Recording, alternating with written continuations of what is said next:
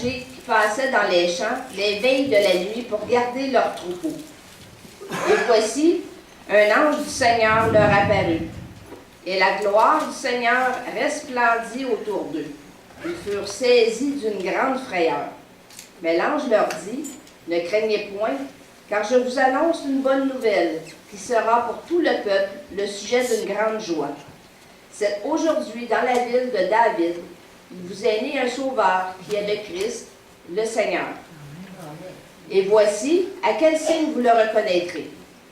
Vous trouverez un enfant emmailloté et couché dans une crèche. » Et soudain, il se joignit à l'ange, une multitude de l'armée céleste, louant Dieu et disant, « Gloire à Dieu dans les lieux très hauts, et paix sur la terre parmi les hommes qui l'agréent. » Lorsque les anges les eurent quittés pour retourner au ciel, les bergers se dirent les uns aux autres, « Allons jusqu'à Bethléem, et voyons ce qui est arrivé, ce que le Seigneur nous a fait connaître. » Ils y allèrent en hâte, et ils trouvèrent Marie et Joseph, et le petit enfant couché dans la crèche.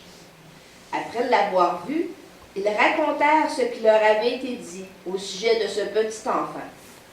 Tous ceux qui les entendirent furent dans l'étonnement de ce que leur disaient les bergers. Marie gardait toutes ces choses et les repassait dans son cœur. Et les bergers s'en retournèrent, glorifiant et louant Dieu pour tout ce qu'ils avaient entendu et vu, et qui était conforme à ce qui leur avait été annoncé. Merci beaucoup, Céline. Allons dans un mot de prière, nous demandons à Dieu de bénir sa parole.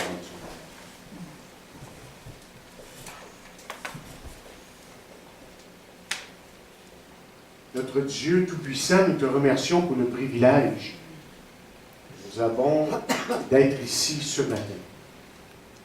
Nous te remercions surtout pour ta parole qui nous a été lue. Nous te remercions de ce que, lorsque nous lisons ta parole, que nous savons que c'est toi qui parles à nos cœurs et que tu veux nous parler personnellement surtout ce matin. Et c'est pour cela que nous venons à toi, non pas comme des hommes parfaits, dans le sens pratique de l'aimer, mais comme des hommes qui ont besoin de toi, qui ont vraiment besoin de revenir à toi et qui ont besoin d'apprendre à connaître à nouveau ton amour et ta grâce.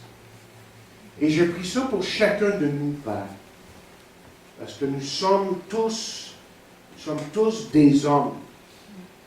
Nous sommes tous de ceux qui ont vraiment besoin que tu touches ce matin, que tu parles. Et à travers l'histoire de la nativité, tu parles exactement à ceux qui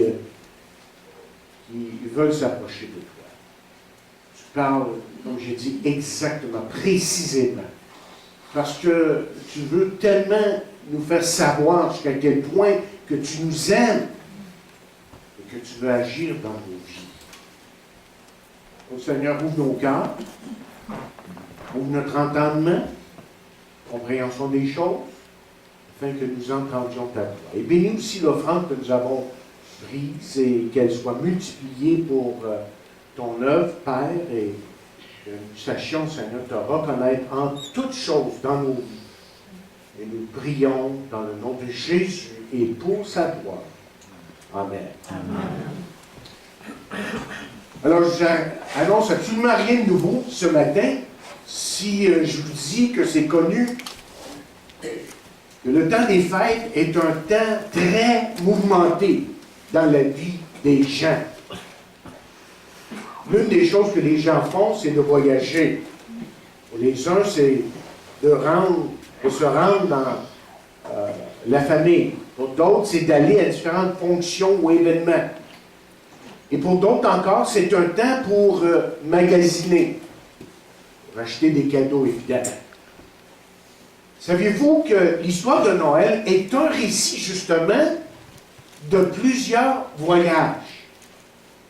Il y a eu ceux des bergers, par exemple, qui sont allés de leur champ à l'étable. Il y a celui des mages qui sont venus d'un pays lointain en suivant une étoile. Il y a eu ce voyage de Marie et Joseph, évidemment, de Nazareth à Bethléem. Et surtout, il y a eu celui de Jésus, qui est descendu du ciel à la Grèce. Et j'aimerais ce matin que nous regardions un de ces nombreux voyages que nous trouvons justement dans le récit de Noël. Et le but de ce message, c'est d'examiner un de ces voyages et voir comment ça a affecté la vie de certains, afin que nous comprenions ce que Dieu nous dit aujourd'hui à travers ces personnes lors de notre voyage. Parce que souvenez-vous ce que Pierre a dit un jour, lorsqu'il a dit, « Bien-aimés, je vous exhorte comme étrangers et voyageurs sur la terre. » Regardons plus spécifiquement ce matin le voyage des bergers. Et le premier point que je veux soulever, c'est que les bergers, c'étaient des gens bien ordinaires. Vous voyez qu'il n'y avait pas de personnes en Israël plus ordinaires que les bergers. Et on pourrait dire même que les préjugés envers eux étaient très nombreux. Vous voyez, les gens en général ne voyaient pas les bergers comme des dons de Dieu à la société ou comme faisant partie de l'élite dans la société. Non, on avait tendance à regarder les bergers avec un certain mépris même. Donc on peut dire que c'était des gens bien ordinaires. On peut penser ce soir de Noël, alors que les bergers, chers amis, gardaient leurs brebis à l'extérieur de la ville de Bethléem, comme ils avaient l'habitude de le faire, qu'une bonne partie de ces brebis qu'ils gardaient, là, étaient destinées au sacrifice du temple. Et le travail des bergers était essentiellement de protéger les brebis des prédateurs humains et d'autres animaux. Et si jamais on nous dit il arrivait qu'une brebis soit perdue ou tuée, le propriétaire, lui, avait le droit de déduire du salaire du berger la valeur de la brebis. C'était aussi une coutume des bergers plutôt, de garder les brebis tour à tour pendant 3 heures. Maintenant, la Bible ici, dans notre texte, ne nous indique pas à quelle heure les anges sont apparus. Rien ne nous indique même si certains d'entre eux dormaient ou veillaient. On ne sait pas non plus s'ils étaient campés autour d'un feu en train de chanter comme Bayan ou un autre chant. On ne sait même pas si d'eux-mêmes, les bergers se sont adressés à l'ange. Mais ce que nous savons à travers le récit de Noël, c'est qu'à l'instant où l'ange est apparu au berger, ce moment, chers amis, est devenu un moment béni et merveilleux pour ces gens dits ordinaires. Regardons deuxièmement, comme deuxième point, la parole du Seigneur. Et voilà les bergers en train de garder leurs brebis. Et soudainement, la Bible nous dit ici clairement, nous indique clairement que la parole du Seigneur s'est adressée à eux. Et nous lisons justement au verset 10 du texte que Céline nous a lu. C'est l'ange qui parle et dit, « Ne craignez point, car je vous annonce une bonne nouvelle qui sera pour tout le peuple un sujet d'une grande joie. » Examinons de plus près ces paroles. Parce que vous voyez, ce sont des paroles qui donnent courage. Remarquez les paroles ici qui disent « Ne craignez point », dit l'ange. Et chers amis, c'est exactement ce que la parole du Seigneur, ou si vous voulez, la parole de Dieu, fait. C'est une parole qui donne courage à ceux qui, peut-être aujourd'hui, vous êtes peut-être dans ce lot-là, vous avez toutes sortes de craintes, mais c'est une parole qui donne courage, qui donne courage à ceux qui sont remplis de crainte et qui sont peut-être, il y en a beaucoup de ceux-là aujourd'hui, en ce temps de l'année, qui sont découragés un peu. Ensuite, on peut dire que c'est une parole, ou ce sont des paroles qui annoncent une bonne nouvelle. L'ange dit, car je vous annonce une bonne nouvelle. Et la parole du Seigneur, la parole de Dieu, est une bonne nouvelle. Donc, si ce matin vous sentez que votre vie est en quelque sorte en déroute, ce que Dieu vous demande, c'est que vous vous tourniez vers lui et que vous réalisiez que Dieu a pour vous une bonne nouvelle. Quelque chose de neuf. Quelque chose qui peut changer votre vie, comme nous allons le voir dans quelques instants. Ensuite, cette parole ici de l'ange, c'est une parole de joie, parce que l'ange dit qu'il sera pour tout le peuple un sujet d'une grande joie. Et quand on plonge nos regards justement dans la parole de Dieu et qu'on médite la parole de Dieu et qu'on étudie la parole de Dieu, je sais par expérience personnelle que cette parole donne de la joie. Amen. Que cette parole nous remplit malgré la tristesse, malgré qu'elle nous remplit de joie, malgré la tristesse qu'on peut ressentir à certains moments. Et même pour celui qui se sent seul parfois. Ensuite, c'est une parole d'espérance. L'ange dit, il vous est né un sauveur, qui est le Christ, le Seigneur. Vous est né un sauveur, qui est le Christ, le Seigneur. Quelle révélation! Si on peut juste saisir ces paroles-là, et qu'est-ce que ça pouvait leur dire à ces gens dits ordinaires? Un sauveur, oui, car il est le seul qui pouvait sauver le peuple et le monde, non seulement de la tyrannie de Rome, mais surtout de la tyrannie du péché. C'est ça l'espoir de l'homme. Mais cette parole ici, c'est aussi pour l'individu. La parole du Seigneur, c'est pour l'individu. Remarquez, il dit, je vous annonce, il vous est né. Il vous est né, je vous annonce. Et la parole de Dieu, vous voyez, est pour ceux qui l'entendent, et pour les bergers, et pour le peuple d'Israël. Mais cette parole est pour vous aujourd'hui. Elle est pour chacun de nous. N'en doutons pas pour un instant. La parole de Dieu, chers amis, veut nous parler. Autrement dit, Dieu parle encore en ce jour. Et c'est vrai qu'il y aura toujours des sceptiques. Et ceux qui rejetteront ce récit même qu'on a lu ce matin, et même toute la parole de Dieu. Et malheureusement, ils sont de plus en plus nombreux. Mais cela n'empêche pas que Dieu parle encore aujourd'hui. Peut-être qu'il ne le fait pas comme il l'a toujours fait jadis, par, autrement dit, des manifestations aussi spectaculaires, anges, étoiles brillantes et le tout. Mais il parle encore. Et comment est-ce qu'il le fait? Il le fait principalement par la Bible, la parole de Dieu.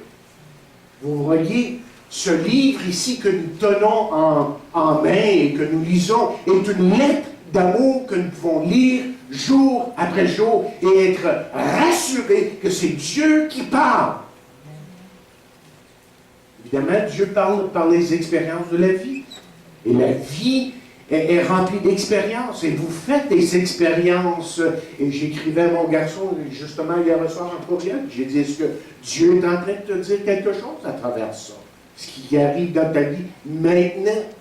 Et Dieu parle par les circonstances. Mais quelqu'un dit que les circonstances de la vie sont des rendez-vous avec Dieu.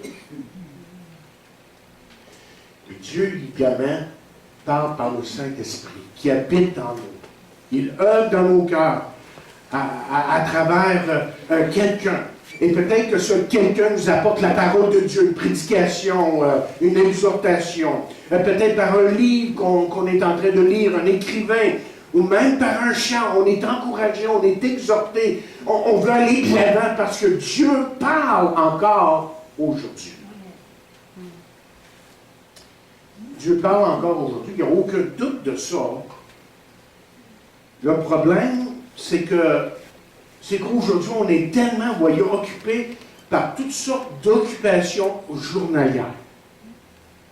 Et avez-vous remarqué qu'on vit dans un monde, il me semble en tout cas, pour moi, qu'on vit dans un monde qui va de plus en plus vite, où les gens sont toujours à la course, obligation ici et obligation là. Donc vous et moi, là, on est entraînés dans un monde qui essentiellement est incapable de vraiment saisir ce que Dieu est en train de dire aujourd'hui. Parce que Dieu parle. On raconte qu'il y avait un petit garçon qui avait beaucoup de difficultés d'apprentissage du bien à l'école. Il travaillait très fort pour suivre les autres dans sa classe. C'était peine perdue. Chaque après-midi, il revenait à la maison avec le sac rempli de devoirs. Il travaillait jusqu'à l'heure du coucher. Et il ne pouvait même pas s'amuser avec ses amis. Et un jour, ses parents ont décidé de consulter un conseiller à l'école. Et après une longue discussion, la décision fut de le placer dans une classe pour les plus lents. Et ça s'est avéré la bonne décision. Parce que vous voyez, le petit garçon suivait mieux, pouvait jouer avec ses amis après l'école. Comment ça? Il a commencé à vraiment reprendre goût à la vie et à sourire. Lors du souper, le petit garçon demanda souvent à son père de jouer avec lui. Et chaque fois,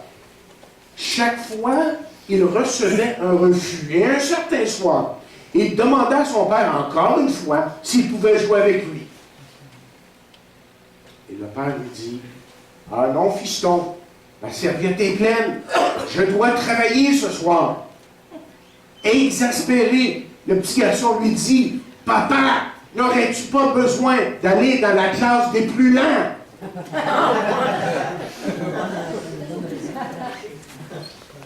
Et chers amis, le récit de Noël en est un de courage et de joie et d'espoir.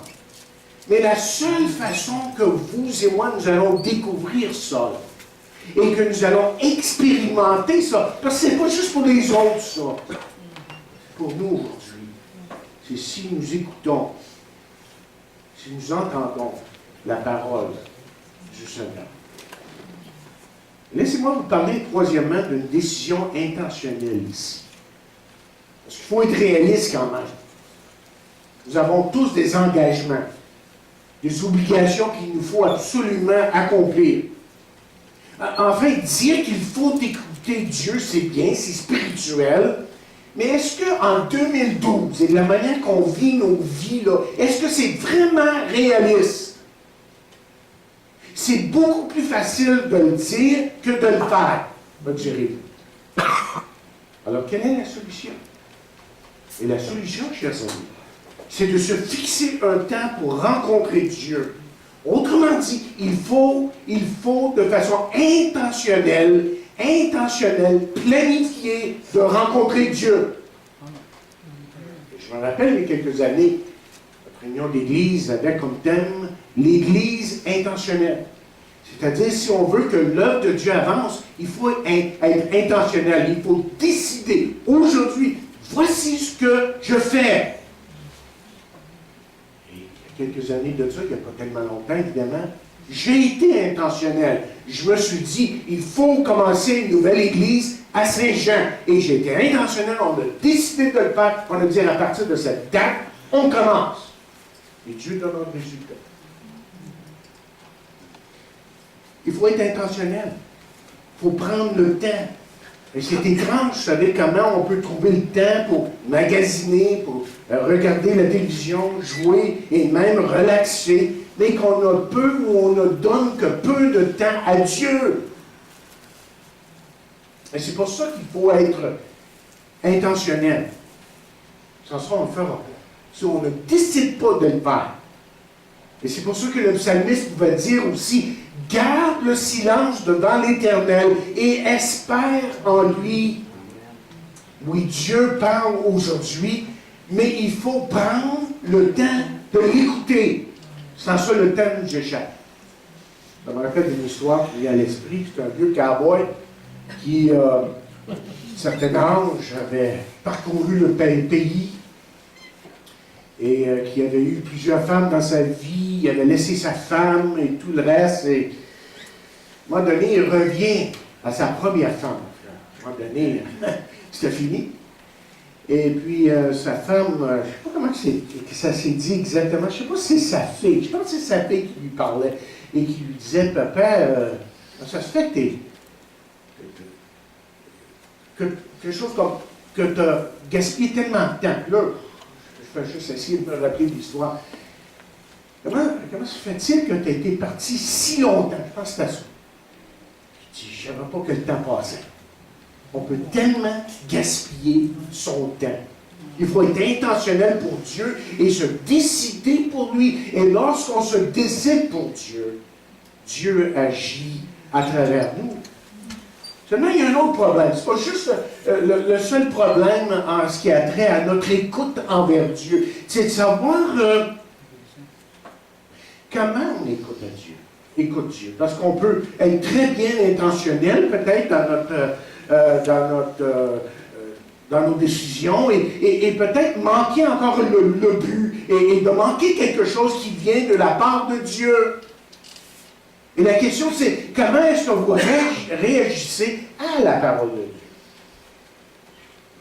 Mais vous pouvez, en écoutant, supposément, en entendant, supposément, vous pouvez réagir avec crainte.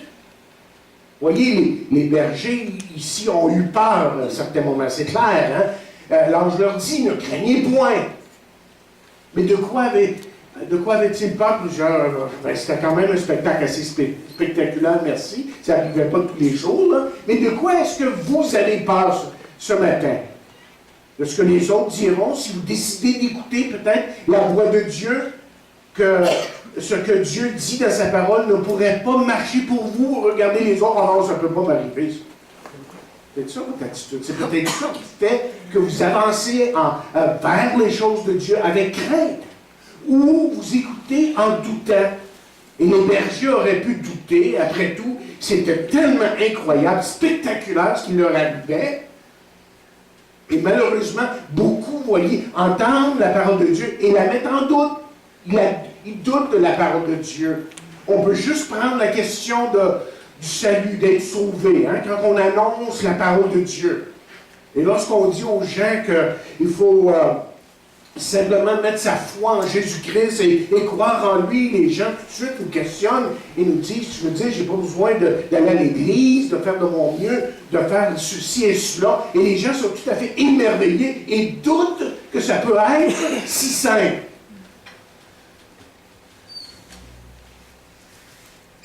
Et s'il y a des choses qu'il faut faire, c'est toujours évidemment le résultat de ce qu'on est, de ce qu'on reçoit de Dieu. Et quand Dieu change nos vies, il la change si radicalement que oui, qu'on commencera à faire des choses qui plaisent à Dieu et qui glorifient Dieu. Mais on peut écouter la parole. Vous voyez, c'est peut-être... Et essayez d'examiner votre cœur ce matin. Est-ce que vous lisez la Bible? La plupart de vous. Et j'espère même chaque jour. Mais peut-être qu'il y a un problème d'attitude dans quelque part. Et si vous sentez que vous ne recevez rien de Dieu, il y a peut-être quelque chose à corriger dans votre façon de penser. Par exemple, vous pouvez écouter, lire, mais en l'ignorant. Encore une fois, les bergers auraient pu, pour différentes raisons, être tout à fait indifférents aux choses qui venaient d'être dites. Qu'en est-il de nous? Tellement facile d'être distrait et de mettre en oubli ce qui est vraiment important dans la vie. Prenez Noël, par exemple. Facile de passer Noël à célébrer la célébration et de ne pas célébrer le Sauveur. On passe à côté, on ignore la vraie raison pour Noël. Et ensuite, on peut écouter en débattant. Les bergers auraient pu s'asseoir autour du feu du feu de camp et ils débattent la question, est-ce que c'est vrai ce qui vient de nous arriver? Devrions-nous ou non y aller? Et je suis certain que nous aurions eu tout un débat si nous avions eu à prendre cette décision. On aurait raisonné de la façon suivante. C'est nous, on était les brebis. On aurait peut-être dit quelque chose comme suivant. Il ne faut pas laisser les brebis seules quand même. Qu'est-ce que le propriétaire va dire? Si quelque chose arrive à nos brebis, on va être dans le trouble. Et peut-être qu'on n'a vraiment pas bien entendu qu'est-ce que l'ange a dit. Ce qu'il a dit. Et vous savez ce qui arrive après qu'on ait débattu la question, qu'on ait réfléchi et réfléchi et réfléchi, on oublie en fin de compte ce que Dieu nous a dit. Ce que Dieu originalement nous a vraiment dit. Et un des éléments importants, chers amis, dans la parole de Dieu, pour vous et moi, lorsque nous recevons la parole de Dieu, un des éléments importants, retenez ceci, c'est la foi. C'est de placer sa foi en Jésus-Christ et dans la parole de Dieu. Quand Dieu a dit à Abraham de partir de Ur de Chaldée pour aller dans la terre promise, est-ce qu'Abraham plutôt a débattu la question avec Dieu? A-t-il dit, oui, mais Seigneur, tu demandes de partir de Ur de Chaldée, as-tu pensé à la misère que ça va me donner d'aller si loin? Ça ne va pas exactement où ça allait, mais où il aurait pu dire, Seigneur, j'ai bien trop de choses. Vous savez, Abraham était un homme extrêmement riche. Hein? C'était pas comment on dit, un tout nu, comme on dit en québécois. Il était riche, il était bien positionné en de Chaldée. Il avait des affaires. Donc, il aurait pu débattre avec Dieu, là, questionner la volonté de Dieu. Et quelqu'un a dit que notre façon de raisonner indique souvent un manque de confiance dans la parole de Dieu. On commence à errer dans notre façon de réfléchir, là.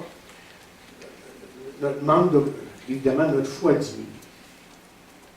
Ensuite, on peut l'écouter en la rejetant, tout simplement. Les bergers auraient pu dire que ce n'était tout simplement pas pour eux. Vous savez, des fois, je rencontre des chrétiens, malheureusement, qui ont tendance à se minimiser. « Oh, moi, tu sais, je suis juste de l'éternel.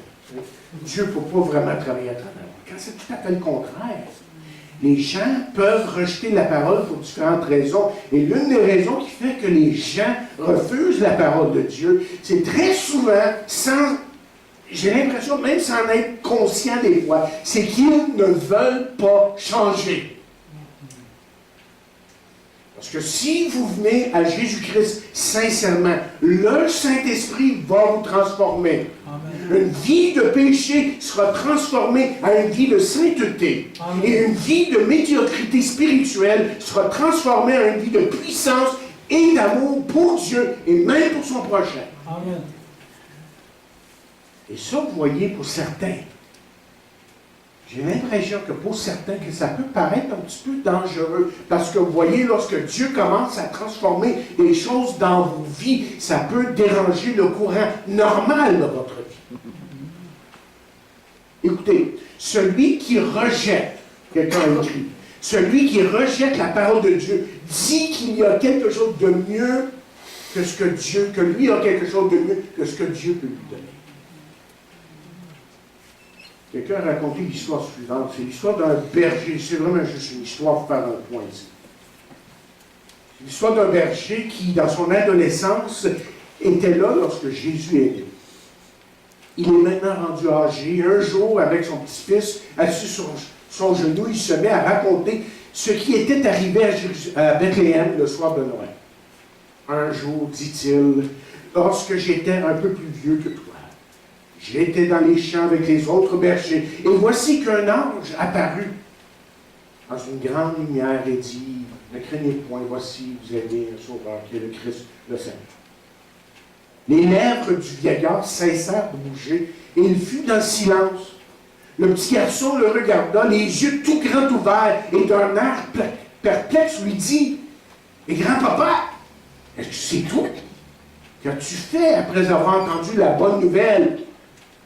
Est-ce que c'était vrai, ce que l'ange a dit? Est-ce que Jésus-Christ est né ce soir-là? » Et le vieux berger regarda son petit-fils et dit, « Je l'ai jamais su. Je n'y suis jamais allé le voir. » Certains disent, dit-il, que c'est un mythe. D'autres disent qu'ils ont trouvé la lumière venant de Dieu et la puissance de la vie. Tu sais, je ne suis vraiment pas sûr. Je n'y ai pas allé le voir. Et ce récit ici nous raconte comment c'est triste que beaucoup de personnes peuvent savoir beaucoup de choses sur Jésus-Christ. Mais ils ne sont vraiment pas sûrs de quoi que ce soit. Vous devez recevoir Jésus-Christ dans votre vie.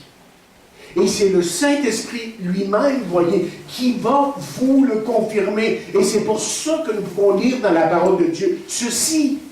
C'est vraiment, on se rend compte là, que c'est vraiment l'œuvre du Saint-Esprit qui nous confirme ce que la parole de Dieu nous dit. Et c'est pour ça que Paul dit, l'Esprit lui-même rend témoignage à notre esprit que nous sommes enfants de Dieu.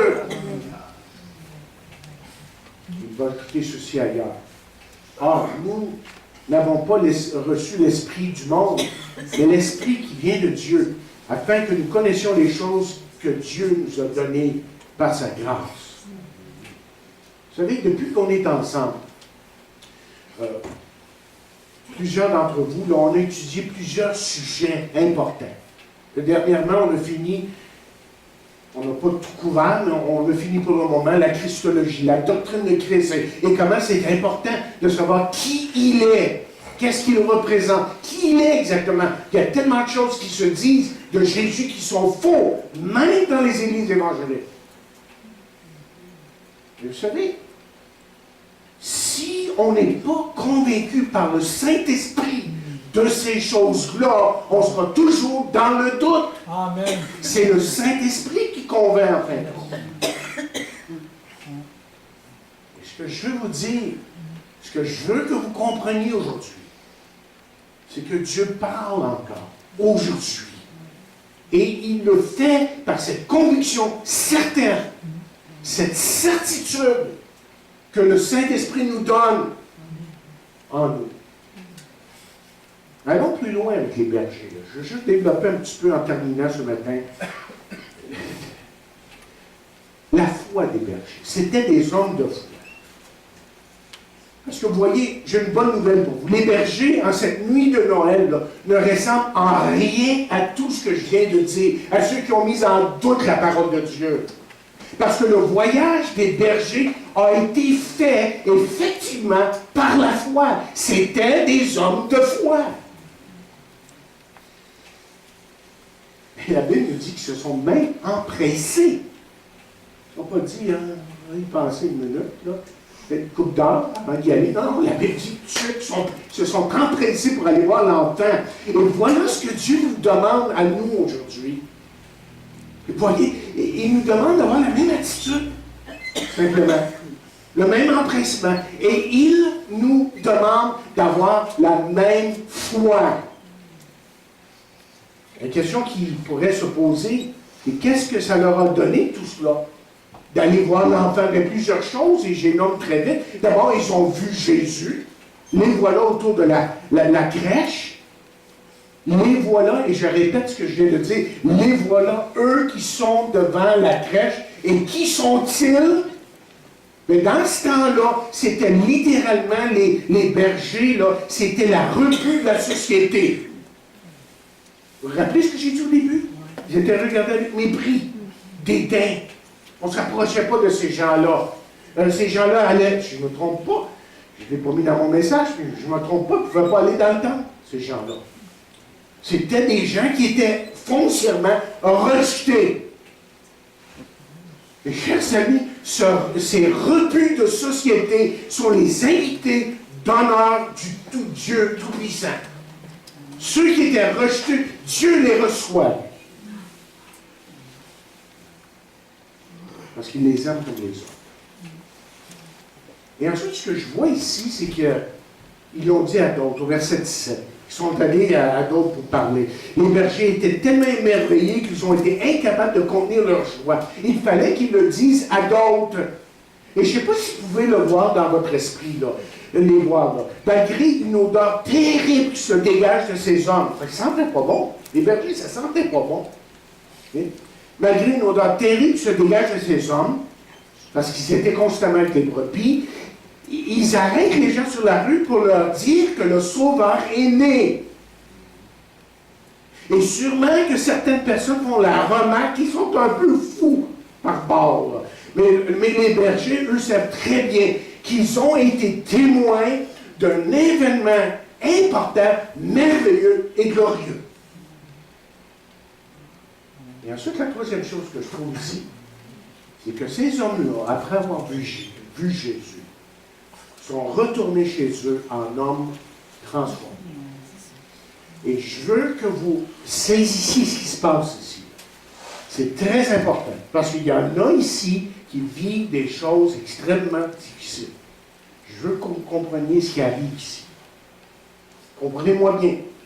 Je ne suis pas en train de dire que ces hommes n'avaient plus de problème. Mais je suis en train de vous dire ce matin que ces hommes étaient transformés. Que le cœur de ces hommes n'était plus le même. Et bien des choses n'ont pas changé pour eux. Ils ont continué, écoutez, ils ont continué à faire face aux mêmes préjugés et au même travail difficile. Les circonstances extérieures n'avaient peut-être pas beaucoup changé, mais ce qui avait changé, c'était leur cœur. Et c'est ça que Dieu fait par-dessus. Donc leur vie ne pouvait plus être la même. Ils avaient, vous voyez, rencontré le Fils de Dieu, le Roi des rois, le Seigneur des seigneurs. Et enfin, les bergers ont glorifié Dieu, d'après le verset 20. Ils savent maintenant, voyez, que c'est vrai ce qu'ils ont vu. Et l'avenir pour le Juif dans ce temps-là c'était ténébreux, c'était noir, c'était sous la domination romaine. Mais maintenant, à cause de cet enfant, leur avenir est assuré et garanti. C'est ça qu'ils ont compris. Et c'est ça qui a changé. Alors, voyez, chers amis, le message de Noël, je dirais en terminant, est un appel à l'action. Écoutez, ce que Dieu veut ce matin, comprenez-moi bien, ce que Dieu cherche, je devrais dire, ce n'est pas votre admiration ou votre approbation. Ce que Dieu veut, c'est que vous receviez Jésus-Christ dans votre vie. Et que vous laissiez Jésus-Christ vraiment, pleinement vivre en vous aujourd'hui. Et ce désir de Dieu à votre égard est certain, vif et vivant. Parce qu'il a donné son Fils sur la croix. Et il est ressuscité. Et aujourd'hui, vous et moi, nous pouvons vivre pour lui. Ça, c'est le message de Noël. Alors, qu'est-ce que vous allez faire de Jésus? De ce Jésus qui est né dans une crèche. Peut-être que certains parmi vous, aujourd'hui, vous avez besoin de tout simplement d'être résolus d'une façon intentionnelle, de tourner le dos à certains péchés dans votre vie. Que vous avez besoin de régler cette chicane que vous avez avec certains autour de vous, et de demander pardon, et aussi de pardonner. Que vous avez besoin de venir en aide à quelqu'un qui a besoin d'aide. Que vous avez besoin peut-être aujourd'hui de cesser de vivre dans le passé. Je rencontre tellement de chrétiens qui vivent continuellement dans le passé, et ça les nie spirituellement parce qu'ils n'acceptent pas ce que Jésus a fait dans leur vie aujourd'hui, maintenant, présentement. Et peut-être que ce dimanche de Noël, avant Noël, vous avez besoin de marcher sur votre orgueil, de l'abandonner une fois pour toutes en la confessant à Dieu, pour ensuite aller chercher de l'aide auprès de quelqu'un qui pourrait vous diriger dans les voies qui viennent de Dieu selon la parole de Dieu. Et vous avez peut-être besoin en ce jour de Noël, en ce dimanche de Noël, d'aller vers cette personne à qui vous avez voulu témoigner depuis fort longtemps, mais qui attend tout simplement que vous lui partagiez ce que Dieu a fait dans votre vie. Voyez, le message de Noël est un appel, comme j'ai dit, à l'action. Dieu a donné son Fils. Et Dieu a aimé. Et Dieu a agi en laissant son Fils être crucifié sur la croix. Alors, qu'allez-vous faire pour lui aujourd'hui? Moi, je prie qu'en ce dimanche, que vous allez lui offrir le plus beau cadeau. Que vous allez lui offrir votre cœur et votre vie. Priez. Notre Père, nous te remercions pour ces hommes, ces bergers que tu as permis de rencontrer l'ange et de recevoir cette bonne nouvelle, belle et bonne nouvelle. Et Seigneur, on reconnaît que tu es venu pour le petit dans ce monde. Et nous voulons être petits, de reconnaître notre besoin de toi, notre insuffisance devant toi, et de reconnaître que nous n'avons rien à te donner si ce n'est nos vies, notre cœur. Et je prie, Seigneur, que tu agisses dans la vie de tous et chacun, que nous abandonnions ces choses qui nous empêchent de vraiment nous approcher de toi. Parce que lorsque tu as donné, il y a 2000 ans, tu as donné avec ton plein accord. Tu as donné avec amour et tu as donné parce que tu voulais nous donner cette joie et cette paix qui seule vient de Dieu. Et je prie que tous et chacun, que tes enfants aujourd'hui, ce matin, puissent vraiment s'approcher de toi et réaliser que cette joie qui était là le premier jour, le premier soir de Noël, puisse être notre joie, que cette paix soit notre paix et que ce pardon soit aussi notre pardon. Que c'est ça, la bonne nouvelle que tu donnes aux hommes aujourd'hui. Et on saura te remercier, de Jésus, au salut.